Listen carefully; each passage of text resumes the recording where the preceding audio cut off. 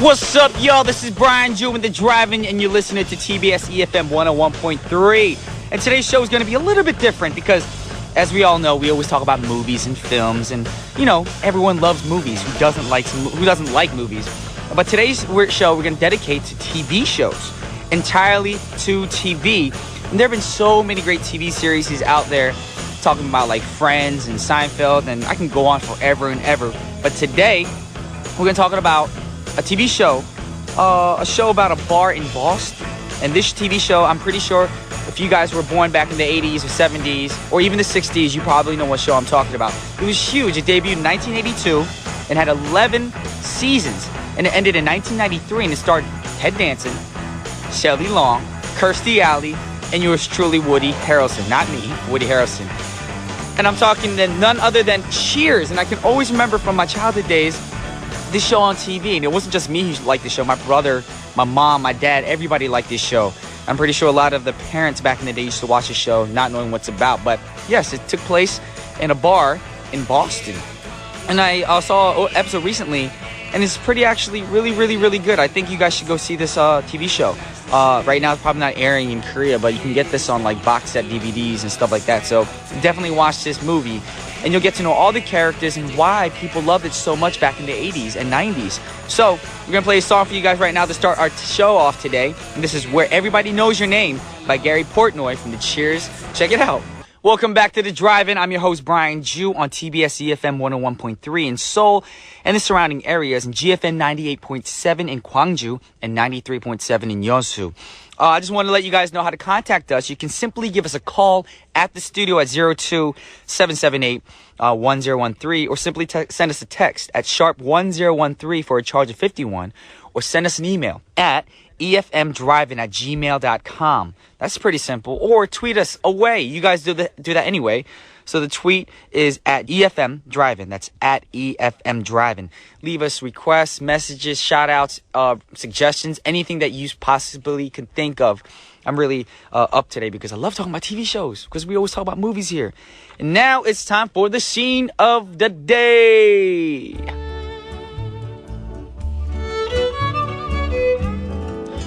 To be honest, it's a little bit difficult to narrow down which TV show to talk about today, because there's so many TV shows to talk about that I grew up watching, and there's so many good choices. So today, I gave you a hint earlier in the opening, but I think it's a great choice. And this one, it came out in the 1990s and 2000s. And if I say these names, you guys are going to know who I'm talking about. Ross, Joey, Chandler, Phoebe, Monica, and Rachel.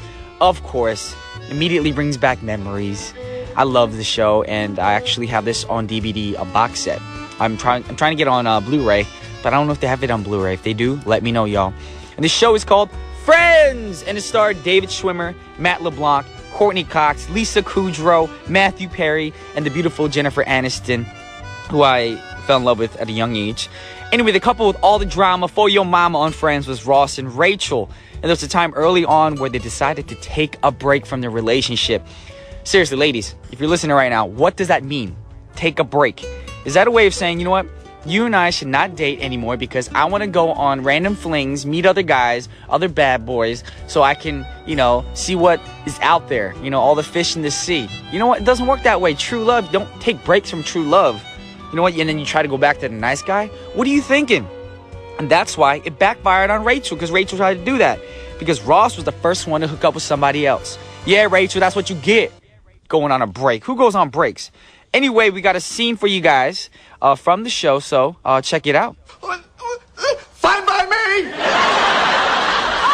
hey! Those little spelling tips will come in handy when you're at home on Saturday nights playing Scrabble with Monica. Hey! Sorry. Ooh, we got some drama for your mama between Rachel and Ross.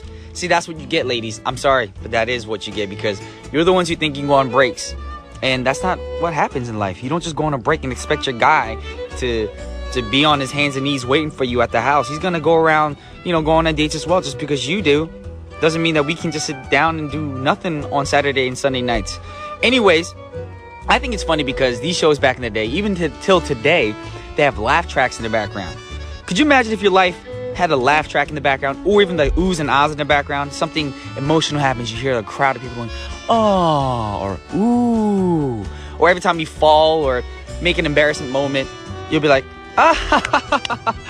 it'd actually be really weird, you know that? I'd probably look around and be like, God, are you speaking to me? Anyway, I'm going off track. And out of all the cast members of the show, honestly, I think Jennifer Aniston had the best career since the show ended in 2004.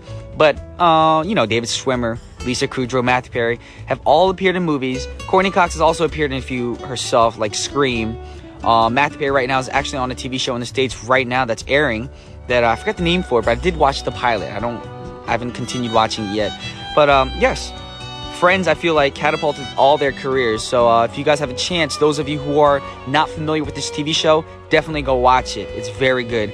And the next song we got is from this TV show. And if you don't know this song, you are Donkey Kong. I had to make it rhyme. I don't know why. Anyway, this is I'll Be There For You by the Rembrandts.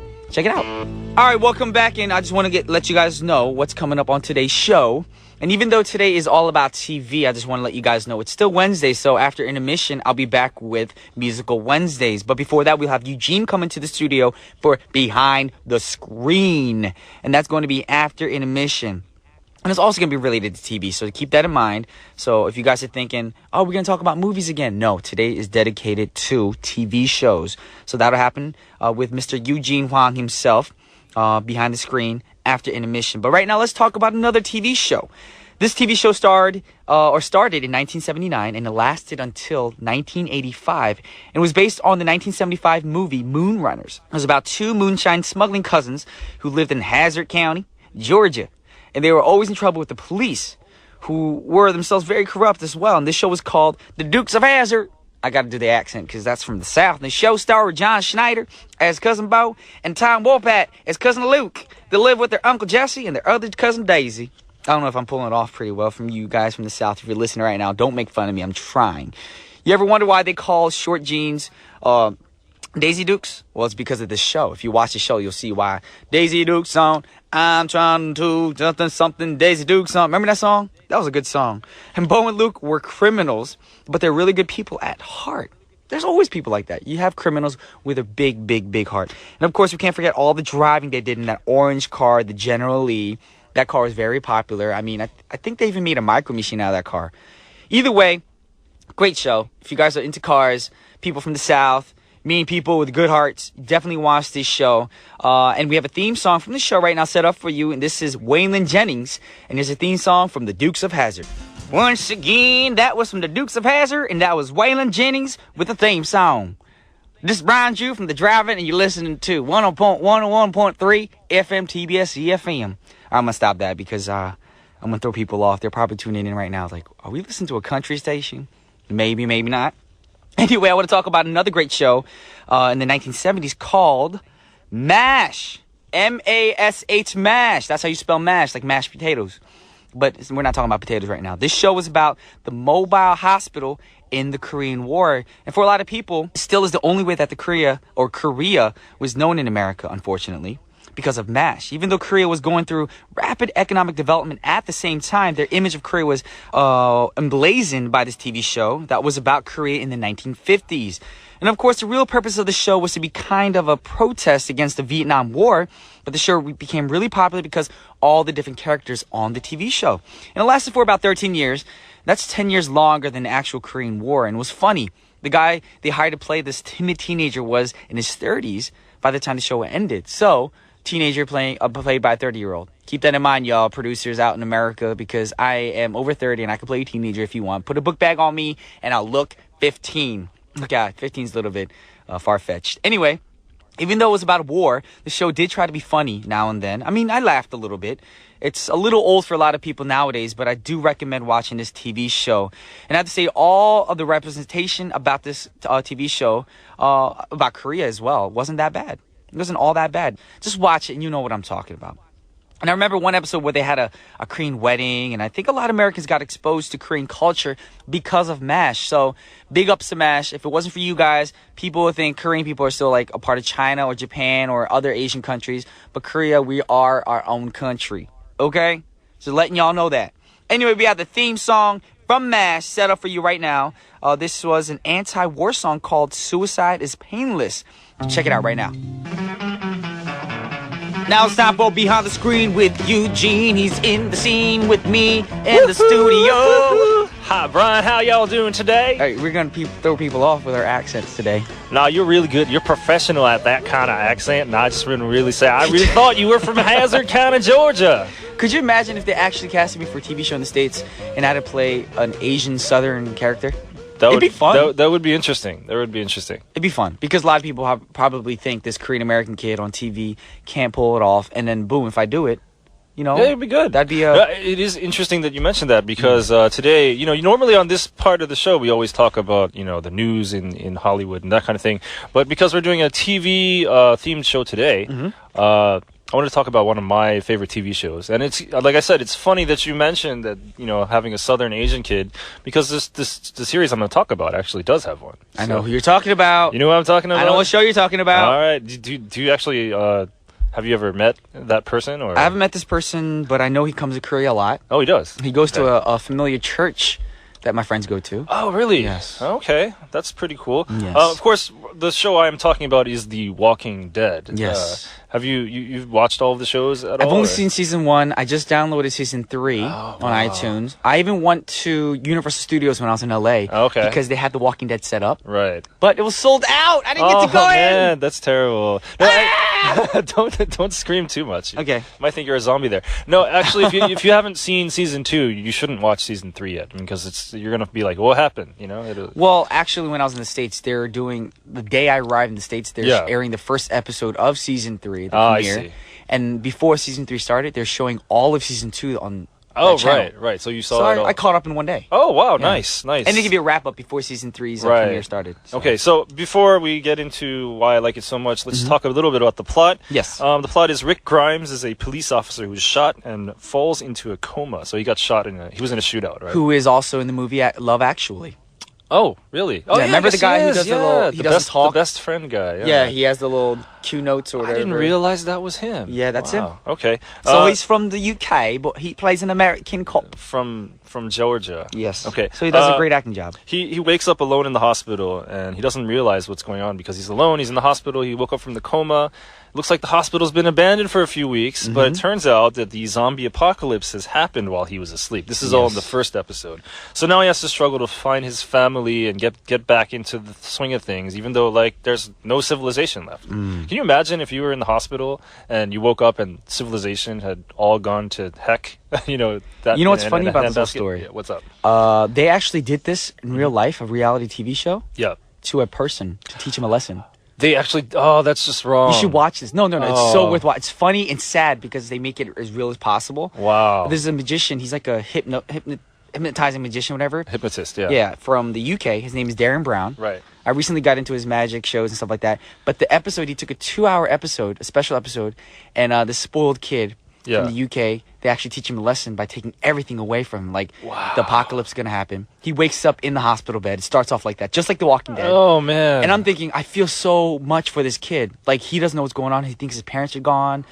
And definitely watch this. Darren Brown, look it up. Is terrible. Yes. So I would imagine... It's called The Apocalypse. The Apocalypse? Okay, Yeah. I really want to check that out. I would imagine, what if someone was suicidal and you did that to them? I know, I was you might like, push them over the what- edge. if you push this person over the edge, what would happen on live television? But it's so worth watching. It taught him a lesson big time. But back Definitely. to The Walking Dead. The Walking Dead, yes, it it was based on a comic book by Robert Kirkman, and the comic book and the TV show do differ a lot, actually. So if you've read the comic book, you might say, well, I know what's going to happen, I don't need to watch the show, but things happen differently, and Of course. people die at different times.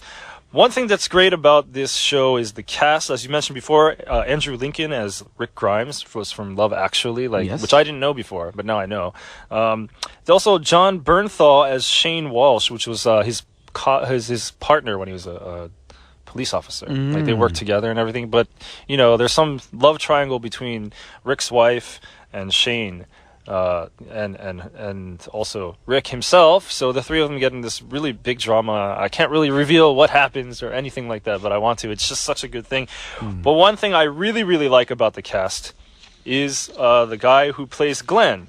Now, Glenn is, of course, the Korean-American former pizza boy delivery guy who is, he's part of this group of survivors. And, he's really resourceful young person. And I thought, this is probably one of the first really non-stereotypical Asian American roles for somebody. I mean, That's true. I mean, he's not like doing taekwondo or kung fu or anything. He's not good at math, and he's just like an average kid.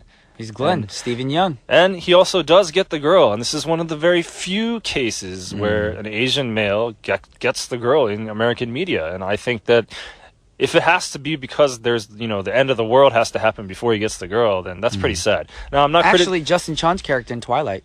He played a non-stereotypical role. That's and true. he had a girlfriend. Okay, well, I guess things are changing now. I'm throwing information at you that's throwing you off guard. Not really throwing me off guard. No, I mean, there are a few exceptions here and there, but I think as a whole, generally, Hollywood and the American media industry has not been kind to the Asian male. And I think that's a big problem. Not criticizing The Walking Dead, of course, but just Hollywood and the American media scene in general. So I would check Walking Dead out if I haven't. Even if I'm not a fan of like horror movies, there's a lot of, or horror TV shows, there's a lot of drama in here. You get to know the characters, and it's like anybody could be in the situation, even though it's not really realistic, I guess. You can see when people are put in like their place where society breaks down. They basically turn into animals almost, it seems like. But some of them will come together and try to preserve the civilization. So it's really, you think about it. What if this was happening to me? Which side would I be on? Would I be with the group of people, or would I go around and try and steal and kill to survive? So it's pretty interesting. You would never know until you're actually put in that situation. Yeah, so, exactly. With that said, you zombie lovers right now, we have the theme song set up for you guys from The Walking Dead. Nice. Check it out. Musical Wednesday with Brian J.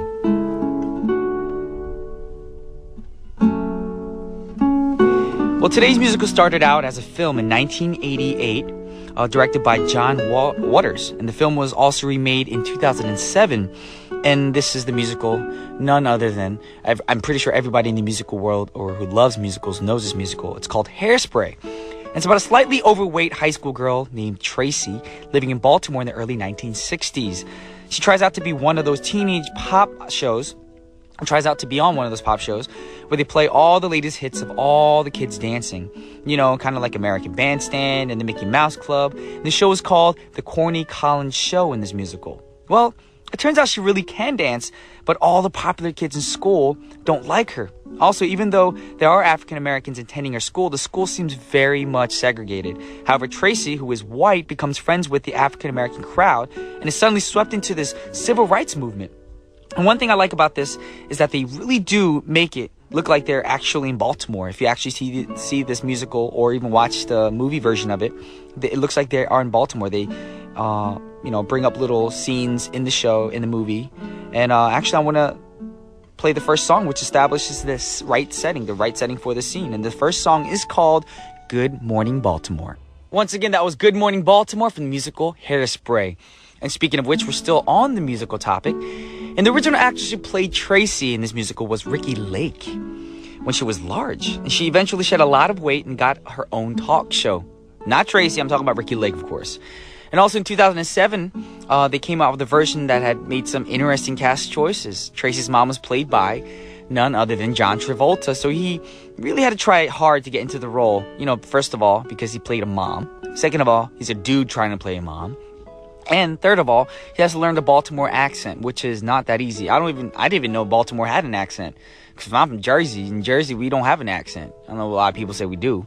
Anyway, that's an accent that few people actually speak anymore because the Baltimore accent has died out. Too bad for y'all Baltimore people. We still love you. But it's kind of neat. So, let's hear another song from the musical, and this is We Can't Stop the Beat. That was We Can't Stop the Beat from the musical Hairspray. And the next song that I want to talk about is from a TV drama, a Korean TV drama, requested by Faiza from the 2004 TV drama 미안하다 사랑한다. I'm sorry, but I love you. That's what it translates to in English. And this is Park Hyo-shin singing 눈의 꽃. With this show actually starred a lot of famous people, especially Seo Ji-seop and Im Soo-jung. So this is for you, Faiza. 눈의 꽃. Check it out. Beautiful song. That was Park Hyo-shin with 눈의 꽃 from the 미안하다 사랑한다 TV drama requested by Faiza. Hope you enjoy that, Faiza. Right now, it's time to wrap up the show. I know you guys are thinking the same thing I'm thinking. It's too short, Brian Chu. well, we'll get that fixed hopefully in the future. Anyway, now it's time to stick around though, because 101.3 Main Street with An Jung-hyun still next after this program, so please stick around for that. And we'll be back tomorrow with Christina. We'll be going back to Romantic Thursdays with Christina, so I'm looking forward to that because me and Christina are going to get romantic up in the studio for all y'all. Anyway, we're going to end today's show with a song from this theme show, Cops. The show is Cops, and it was a big show in the States. Everybody used to watch this as a reality TV show about cops chasing after the bad people, and it's perfect because this is Bob Marley singing Bad Boys. This is Brian Ju signing off, and I'll see y'all tomorrow. Peace!